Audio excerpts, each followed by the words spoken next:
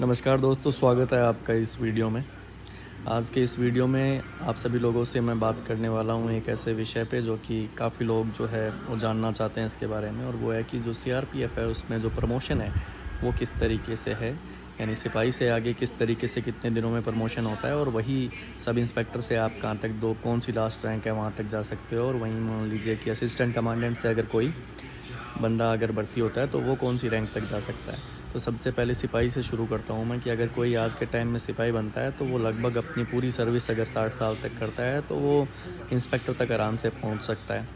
और उसके बाद में इसी को अगर बाइफर्केशन इसी में किया जाए कि उसका फ़र्स्ट प्रमोशन सिपाही का कैसे होगा, तो मान के चलिए कि 12 से 14 साल तक आज के टाइम में वो सिपाही रह रहा है, फिर उसके बाद में हवलदार बनता है और 7-8 साल के बाद में वो एएसआई बनता है, और फिर आगे वाले टाइम के हिसाब से इस तरीके से 5-6-7 साल के गैप के अंदर वो डिपेंड करता है कि किस तरीके की वैकेंसी आगे रहती है।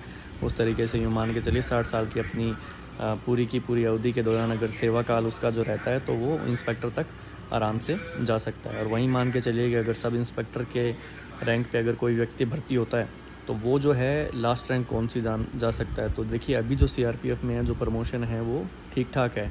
मतलब कि जो फर्स्ट प्रमोशन अगर एसआई से इंस्पेक्टर की बात करें तो लगभग 5 साल के अंदर में जो अभी जो बैच हो रहे हैं वो नॉर्मली 5 साल में इंस्पेक्टर बन जा रहे हैं। और वहीं मान के चलिए कि इंस्पेक्टर से असिस्टेंट कमांडेंट तक बहुत भीड़ है। यहाँ मान के चलिए कम से कम 13-14-15 साल तक आराम से लग जाएगा असिस्टेंट कमांडेंट बनने में, और असिस्टेंट कमांडेंट से डिप्टी कमांडेंट बनने में भी आराम से 12 से 15 साल का टाइम अभी लग रहा है। लगभग यूँ मान के चलिए 12 से 14 साल का टाइम डिप्टी कमांडेंट तक लग जाता है। और आज के टाइम में अगर कोई असिस्टेंट कमांडेंट भर्ती होता है और आज के प्रमोशन सिनेरियो की अगर बात की जाए तो लास्ट डिप्टी कमांडेंट अपने यूँ मान के चलिए 2-4-5 साल तक डिप्टी कमांडेंट रहेगा आज के हिसाब से।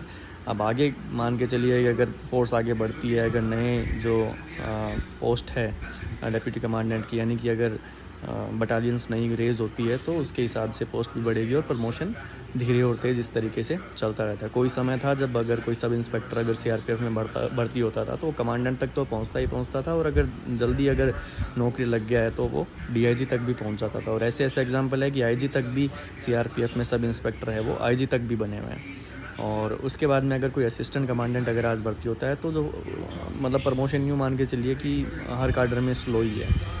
आप मान के चलिए कि असिस्टेंट कमांडेंट अगर कोई भर्ती होता है तो उसको आराम से 10 से 12-13 साल तक आराम से लग जाता है। इवन समटाइम्स 14 साल भी लग जाता है। तो नॉर्मली यूँ मान के चलिए 12 से 13-14 साल तक का टाइम पीरियड रहता है असिस्टेंट कमांड से डिप्टी कमांडेंट बनने में। और डिप्टी कमांडेंट से भी फिर इसी तरीके से स्लो प्रमोशन आगे चलते रहते हैं। 7-8 साल 10 साल 7-8 साल 10 साल इस तरीके से प्रमोशन चलते रहते हैं। डिप्टी कमांडेंट फिर 2IC और फिर कमांडेंट। तो आज के टाइम में अगर कोई असिस्टेंट कमांडेंट यंग एज में भर्ती हो जाते हैं तो लास्ट में यूँ मान के चलिए 2-4 साल तक वो डीआईजी रह सकते हैं। और मान के चलिए कि अगर कोई व्यक्ति 25, 26, 27 साल जिस तरीके से भी अगर कोई भर्ती होता है तो लास्ट जो रैंक है वो कमांडेंट तक की वो जो है उस रैंक के ऊपर जा सकता है असिस्टेंट कमांडेंट से भर्ती हो के। अब ये जो प्रमोशन है ये वेरी करता है। किसी टाइम में यूँ था कि प्रमोशन बहुत फास्ट थे। 12-15 साल में जो असिस्टेंट कमांडेंट होते थे वो कमांडेंट बन जाते थे, यानी कि टाइगर ऑफ दी बटालियन। जो कॉल साइन होता है वो टाइगर होता है कमांडेंट का। तो यानी 12-15 साल के अंदर कमांडेंट बन जाया करते थे। और इसी तरीके से ये जो एसआई से इंस्पेक्टर है यहाँ से प्रमोशन होने के बाद में वो असिस्टेंट कमांडेंट बन जाते थे तो वो प्रमोशन यूँ मान के चलिए कि और फास्ट होते थे। तो ये मान के चलिए एसआई से इंस्पेक्टर मान के चलिए उसको 5-6-7-20 साल भी लग गए तो जैसे ही वो असिस्टेंट कमांडेंट बनता था उसके बाद में प्रमोशन और फास्ट हो जाते थे। तो इस तरीके से एक एसआई जो लगता था वो भी डीआईजी तक कमांडेंट तक आराम से पहुंच जाता था। लेकिन आज के टाइम में सिचुएशन प्रमोशन की बहुत दयनीय है।